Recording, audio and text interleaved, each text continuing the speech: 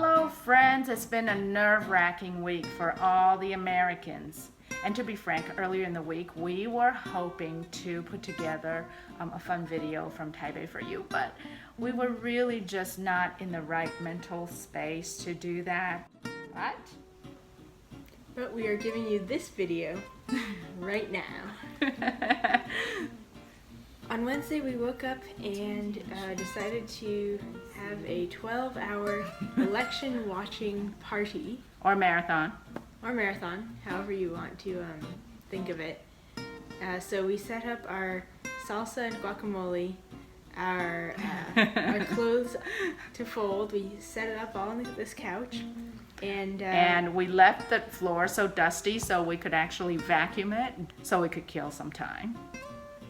Basically, we gave ourselves excuses to stay at home all day.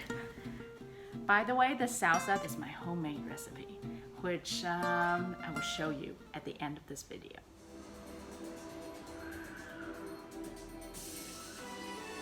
Three days in, the floor's clean, the clothes are folded, all of the condiment, dips, chips, all that fun stuff. Guacamole. All that is done, consumed, bye-bye, gone.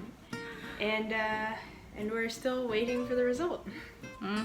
It's a long, long wait. And during these 3 days, it's been an emotional roller coaster here in our apartment in Taiwan.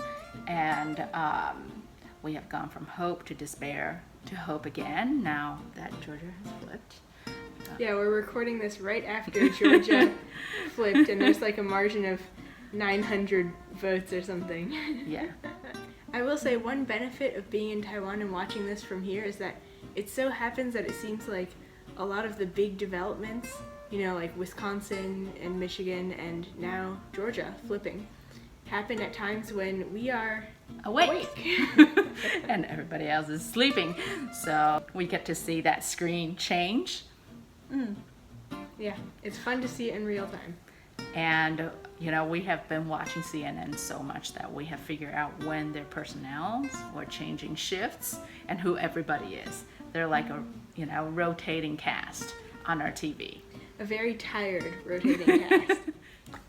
So as hard as it's been for us to be sitting here watching the television obsessively for our third day now, we do try to keep in mind that it's been even harder for the people who have actually been working and counting all of the votes that need to be counted in order for us to know the results of this election.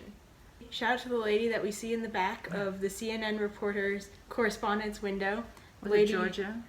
Yeah, I think she's in Atlanta. She wears a pink scarf.